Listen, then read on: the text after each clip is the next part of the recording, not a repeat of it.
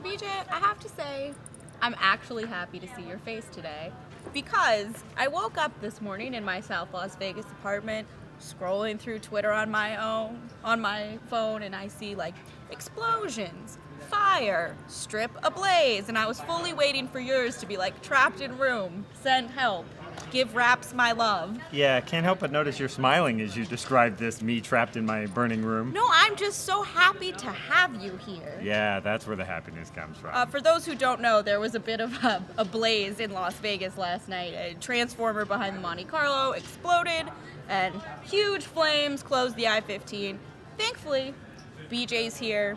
More importantly, Thankfully. I'm here, and we are fired up with Jess and BJ. I'm sorry, wait a minute.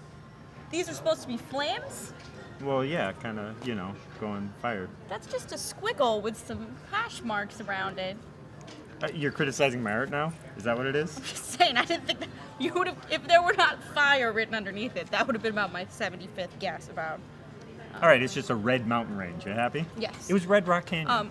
Granted, my skills of guessing have been off lately. I screwed up all of the over-unders in Florida, basically, and it looks like we might have screwed up yesterday's over-under. Yeah, the bookie set a line of 213 players for the field. Registration's still open to 5 o'clock today, but we already have 188 at the end of the day yesterday. We have 191 right now. Most people think we're going to cross 213. I think we are going to cross 213. It's going to be pretty close, though, because you will need 25 We need 25 people after the end of the day But we know yesterday. some people are showing up. We know David Williams, who didn't Defending register champion. till day two last year. Like, if it ain't broke, don't fix it. Registering day 2 this year. WPT Paris champ. Theo Jorgensen also late regging. I gotta say, the bookie has been red hot with these over-unders. Yeah, he's not just beating us, he's nailing the line. You gotta stop showing us up. Today's line is, how many players are we going to get that registered after play ended on day 1? Right. So we are at 191 now, but we're setting the baseline from 188, right? Right. So to reach 213, we'd need 25 more players. The bookie set the line at 18 and a half, hedging his bet a little bit. Jess? I'm hedging my bet a little bit, and I'm taking the over on this because I do think that we're going to get past 213. Yeah. So I hate to follow you, but I'm conceding the 213. We probably lost. I saw a lot of people, friends of mine on Twitter, on Facebook, saying flying in. I saw Jason Mercier's flying in, Mohsen, Charania, Sean D. Mohsen is coming. Okay. Lots of people coming in. I think they're seeing these numbers. Though I did see that John Aguiar is scared of fire or something, and he said that the fire negatively impacted his decision to play. Oh, but I think it was just because he might be awake following the updates. Let it be known, the fire, everyone here at the Bellagio, there is no danger. We have water fountains right out front to put out any flames. The only thing on fire here is the incendiary action. Really? I mean, okay, 1, the pun, but 2, the players started with 500 big blinds, and there were still, anyone who starts at the beginning of day 2 still has 125 big blinds. How incendiary can it really be that deep? Okay, now, in my defense, yes, I did just jump at the chance to use the word incendiary in the context of a fire, but with 500 big blinds, you don't generally see people getting it in pre-flop, and yet especially in a field like this. In a lot of updates, I found myself writing so-and-so 5 bets, so-and-so 6 bets, and we saw some of these end in people moving all in pre-flop in the 3rd and 4th levels of the day. Yeah, there was a big You saw hand one, with right? Daniel Leahy, Tom Marchese, Steve O'Dwyer, Crazy Marco Johnson, all raising and re-raising pre-flop until finally Daniel Leahy 7-bet all in.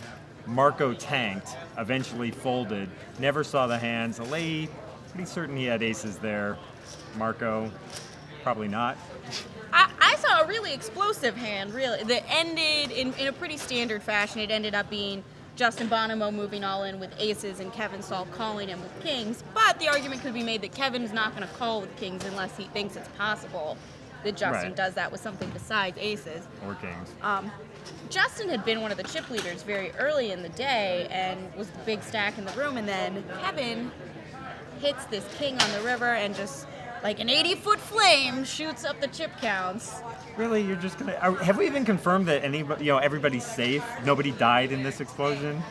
I haven't seen the news or anything. They closed the Monte Carlo parking garage. If I have offended your tainted car or your ash-soaked car, What? People are I never in the apologize. parking garage? What if somebody was trapped in their car in the parking garage? Yes, well, I would fully expect you to be living in your car in a parking garage. I don't think I've most done people that. do. That doesn't shock me in the slightest. All I'm right. glad you just lurk around parking garages all the time. Ladies and Hey, the gentlemen, rent's cheap. my co-host. All right. Kevin Saul takes the chip lead with that. He doesn't end with the chip lead. Christian Harder was the one who ended with the chip lead. Right around 250,000, which puts him with 330 big blinds to start the day. Right, he's going to be sweating a lot, picking his spot to shove all in. They're pretty tightly packed, though, and The something... chip leaders are Yeah, pretty tightly the packed. top 10 are pretty close together. Interesting note about the top 10. A lot of them have done well here before. Yes. Christian Harder final tabled the WPT Championship. What was that, season 7 and finished in 4th place. Right. Another player who almost bubbled that final table, Justin Young. He finished in 8th place at that, but that same season he finished 2nd at 5 Diamond. Right, another Bellagio tournament. 5 Diamond, Doyle Brunson final tabled that, and also final tabled the WPT Championship, the very first one back in season 1. Doyle Brunson in our top 10. He is 6th in chips, and not only has he done well at Bellagio, Doyle has a tournament at Bellagio named after him, so you really can't have a bigger Bellagio. And the success most story. likely person to win the Diamond Dodecahedron. Yes! We should do in our season in review, we need to revisit the Diamond Dodecahedron. All right. We're putting the Diamond Dodecahedron watch back on right now. And then Kevin Saul, who we mentioned, won Bellagio Cup 3, I believe, back 4. in season 6. No, Mike Watson won season 4.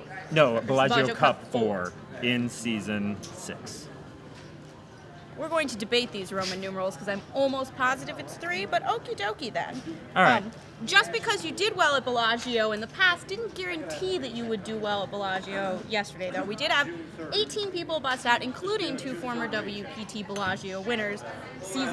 This season's 5 Diamond champ Antonio Esfandiari went out early, and then Carlos Mortensen, former WPT World Champion, also hit the rail Right. midway through the day. We had 5 former WPT World Champions in the field. Carlos is the only one who busted.